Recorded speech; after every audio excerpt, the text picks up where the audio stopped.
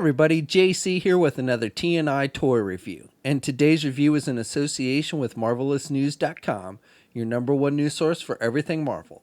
And for today's review, I'm going to be taking a look at the brand new Marvel Legends 6-inch Spider-Man Homecoming tech suit / wingsuit Spider-Man figure from Hasbro. Now this figure comes packaged in the same style packaging we see with all the Marvel Legends. You've got the black box with the Legends series logo up at the top. At the very top, you've got the Spider-Man movie symbol. Then you've got the figure clearly displayed. Down below, you've got the Homecoming logo, since this is a movie figure, and the name of the character. Off to the side, we've got some images of Spider-Man, and this is the same image we've seen on all the Homecoming movie figures in this wave. And then on the back of the packaging, we have a look at the actual figure, a brief bio in multiple languages, and then down below, a look at all the figures in the wave that you need to get in order to complete that Vulture Build-A-Wing. All right, let's get this open and take a look at what's inside. Okay, so here's a look at the figure outside the packaging along with the other contents. Now, first of all, let me just say a big thanks to the folks at Hasbro for sending me this figure so I could review it for you guys. Now the figure comes with the left piece for the Vulture Build-A-Wing, the upper wing that actually connects to the backpack piece, and I'll be taking a look at the Build-A-Wing once we've looked at all the figures in this wave, so be sure to check back for that. The figure comes with two different pairs of hands, so you get a pair of closed-fisted hands and then you get a pair of web-shooting hands.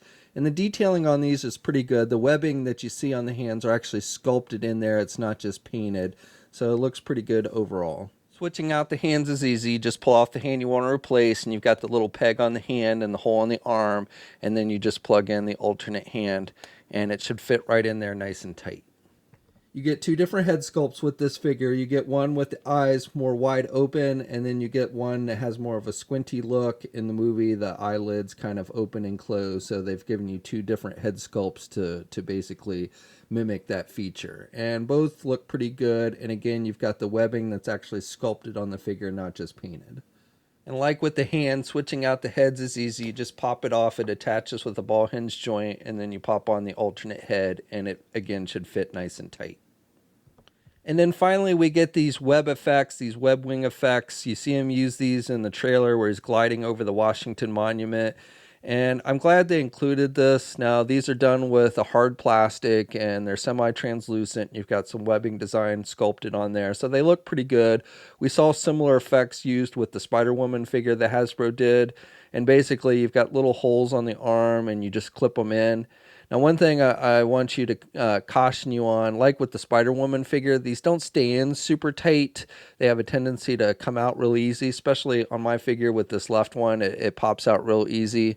The idea is you just clip it in like that, and it should stay in there, and then you can mimic that effect in the movie. Now, I'm glad they made these removable because I don't think this is something that he has on the suit all the time. I think it's one of the electronic features that Stark built into the suit. So I like the fact that they are removable. Now, in the old days, Spider-Man actually had these kind of web wings, and so it's kind of a throwback to that. But with these, you know, he doesn't have them all the time. So I'm glad they made them removable. Just again, be wary that they might have a tendency to pop out pretty easily. So for the figure itself, this is the second version of this suit that we're getting in figure form. Hasbro did one in the box set for the Civil War movie. Now this new figure is more movie accurate. I think this one that came in the Civil War box set, Hasbro kind of rushed out and we're going off earlier designs. So things like the spider symbol weren't as accurate. So they got the spider symbol on the chest right with this one, and that's sculpted in there. But other things I like on this figure that I think are better on that previous box set figure are like the line work that you can see on the legs. I'll zoom in here and you can see that you've got this line work that's painted on the figure. It looks kind of faded, but that's how it appears in the movie. So I think they've done a good job with that. And you've got it on the sides of the figure as well. And then for the rest of the webbing, like on the red portions, that's actually sculpted in there. And I think they've done a good job with that. It's pretty straight overall, even like on the mask and stuff. So no complaints there. And then you've got the thicker black lines, which are also sculpted. And then he's got the symbol on his back here, which is sculpted as well. So I like the detailing with that. And then, like I said, they've got the symbol on the front chest correct this time. So that looks good. So overall, I think this is an improvement over the Civil War box set version that we got. So this figure stands just over 5 3/4 inches tall, not quite 6 inches. Here's a comparison with the Civil War box set figure, and these two figures are about the same height.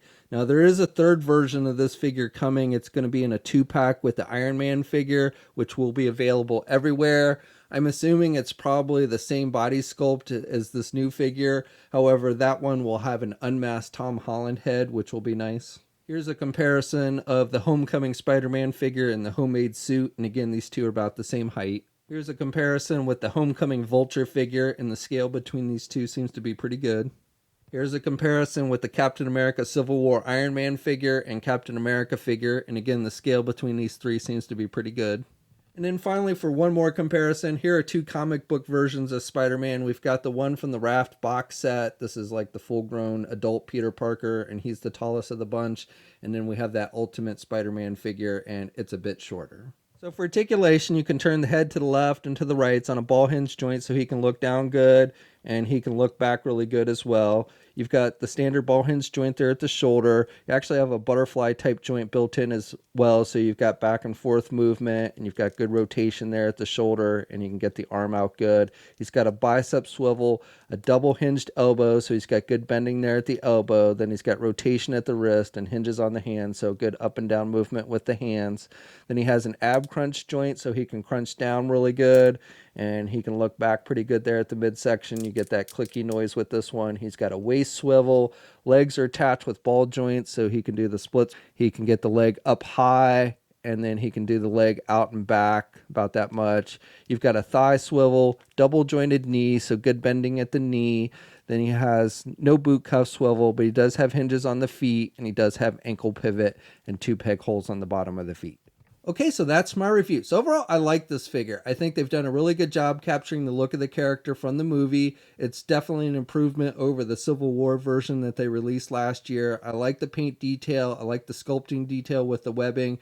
And I like the fact that they, like I said, improved upon the look of it from that previous version.